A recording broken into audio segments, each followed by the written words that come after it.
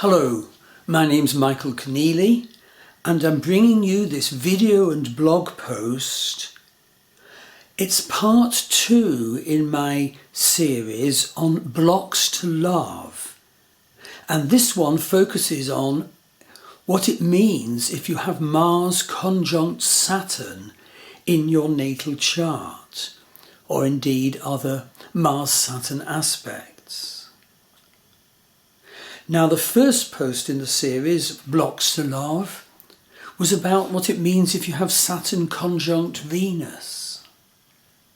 And these posts are offered as an example of how the wonderful combination of Western psychodynamic astrology and Vedic astrology, which is the basis of my work, can give such wonderful, life-changing, relationship-changing insight into our karmic love nature, and particularly into our negative relationship scripts, indeed our general relationship scripts.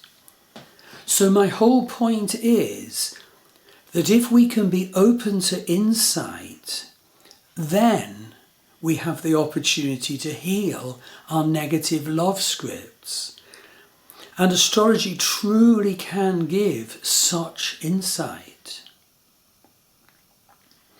So what we do then is develop a strategy for shedding those negative scripts and working together with our loved one so that we become a power couple. So this post is actually the start of a vast series of blog posts and videos about our relationship scripts, our love scripts, and the healing of those. And it's all offered as part of the launch of our new international dating site, Love Star Dating. Love Star Dating has been created, dedicated to helping those on a spiritual pathway find love worldwide. And just a special point I'd like to make at this stage, by the way, it's a new dating site. Now, whereas I gather all new dating sites have like a few thousand bogus members to kick the site off, we chose not to do that because we want to be honest. And so we started the Love Star Dating with no members. But it's free to join. So go and look at the Love Star Dating website, and if you're seeking love and on a spiritual pathway, join. And soon the site will have thousands of members. And a special feature, by the way, is that there are 8 astrologers and healers whose services you can avail of if you feel that's relevant. So, okay, let's now look at the energies of Saturn conjunct Mars in the birth chart. And these also apply to the other Saturn-Mars aspects, although not so strongly. Now, basically,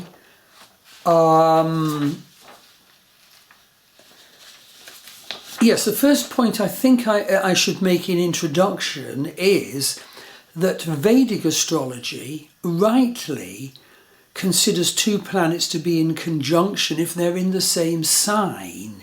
Now, Western astrology has quite tight rules of orbs which have to apply fairly closely for an aspect to exist. But Vedic astrology rightly takes the view that if 2 planets are in the same sign, there will be a union of their energies, and their energies will tinge the whole manifestation of that sign and that house in the chart.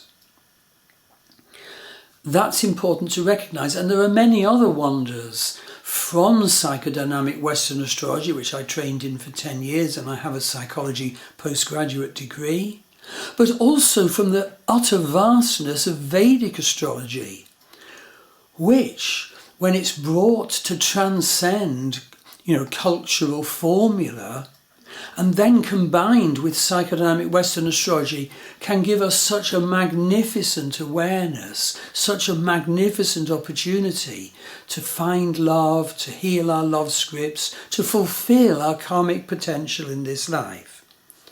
Okay, let's look at the planets. Mars basically is the doer, action man, action woman. Mars energy includes, of course, anger, accidents, sudden and unexpected events. Okay, let's look at Saturn's energy. Well, basically and truly, Saturn is Lord of Karma. Saturn's energy compels us to complete our unfinished karmas in this life, indeed many rooted from past life.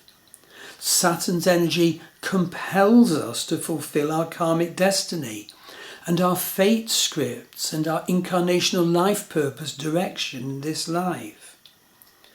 If we fail Saturn's imperatives with their profound spiritual rightness and basis, if we're blind to his commands, then what happens is we suffer. It's not Saturn making us suffer, it's we ourselves making us suffer because of our stubbornness or blindness or ignorance.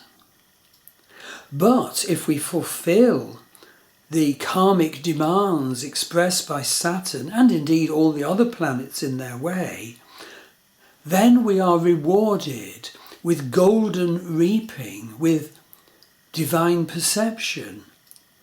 For Saturn was, of course, originally an agricultural deity. That is the root of his divine nature. And just to say that Mars is, of course, stronger in some signs rather than others, and the same is true of Saturn. But I don't want to go into that detail in this post. And also, Vedic astrology's Rashi Avashta system will provide a very valuable statement of how Saturn and Mars treat each other in your chart, in your life, and indeed all the planets, how they treat each other. Now, Saturn and Mars are in some ways opposite energies. If us humans don't get them to work together properly, in terms of their spiritual nature, then there's frustration, anger, bullying, blocks, shame to sexual connection. The person can become grudge-bearing, oppressive, nasty. They can lash out and kill love. They can bully and kill love. Its harmful or destructive ego is Saturn-Mars energy. Inhibited or destroyed vitality. It's violence directed at others and or inwardly. It's destructive power. It's hardness, harshness, bitterness, self-willedness, obstinacy. It's often periods of weakness alternating with periods of ruthless advancement in their life. There's tests of strength, disputes, separations. And of course, remember that all this negative suffering side is caused by us because of our blindness, because of our stubbornness, because what we need to do is to open our eyes as to the true spiritual purpose of these energies. So all those nasty sides aren't caused by Saturn or Mars. It's due to us not being open and able to see the true gift of Saturn, the true value of warrior Mars. So Saturn-Mars people will experience grief and miseries, and others will reproach them. The person will fight. Physical desires will be met with fruitless outcomes, or be blocked or shamed, or they will block or shame their partner. They can say, of course, that they have been bullied, and indeed, in our childhoods, that's how these scripts can set in. But they will fight and seek dominance or control. In fact, the true Mars energy is debilitated by being conjunct Saturn. They will feel crushed. There will be endless struggles and indecision. If you have Saturn-Mars aspect in your birth chart, you will snap at your loved ones. Resentment will be nursed. But of course, we have to see it as the basis for spiritual study, for spiritual growth, for honesty, compassion, and the creation of love. And in Vedic astrology, the Saturn-Mars conjunction is known as Yama Yoga, death yoga. The person facing or creating death-like situations, the person acting like a sergeant and imposing strict, grueling discipline on others. However, if the person is helped to see their dark side and the pain caused to self and others by their Saturn-Mars conjunction or other aspect, then this Saturn-Mars energy, when positively expressed, is wonderful. Endurance, power of resistance, indefatigability, positive concentrated energy. Positively, these people, when more enlightened, can be energetic people who are able to overcome the greatest difficulties. Saturn, commitment and direction and strategy, can productively and rewardingly harness Mars action man, Mars action woman. You can be active and persevering and get a lot done. You can accomplish careful and well executed ventures. And you can commit to allowing space for love. Now, as expressed in the blog, there's a few additional factors I mention before I complete this video and blog post. In fact, I could mention many more. But the first is that I'm definitely coming to see that healing in relationships is rather like the needed shedding of our negative skins. More about this in a later post, which I'm very much looking forward to filming. Secondly, above all, there's the need to commit to compassion.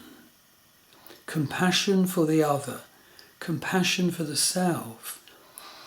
And this can be paralleled with breath work, taking time, commitment to universal compassion, such as from Tibetan Buddhism, Avalokiteshvara, or Chenrezig, or Green Tara, or Kuan Yin.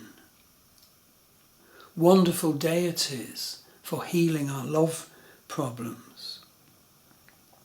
So, I'm hoping you can see that this expert combination, joining Western psychodynamic astrology with the vastness of Vedic astrology, is such a door opener. Many, many wonderful more posts are on the way as love star dating grows, all dedicated to the development of clearer insight into the nature of our love scripts, into the nature of our love relationship, and also offering clearer, personalised strategy for the healing of our blocks to love. As I said, there are 8 astrologers and healers working for the new worldwide Love Star Dating website. So have a look at their services and see what would help you. You can enroll for an astrology reading with me, and you can, get a relationship readings by booking on the Michael Conneely Love Star Dating page, or a wider astrology reading by going to my Star Wheel Astrology website. Do subscribe to the blog for Love Star Dating and Star Wheel Astrology to get our endless interesting articles, including, in the case of Love Star Dating, of course, loving relationships. And join our Love Star Dating Facebook page. So I'm really looking forward to the upcoming 3rd post in this series about blocks to love and healing those blocks and finding love. And I hope to see you for that too. Thank you.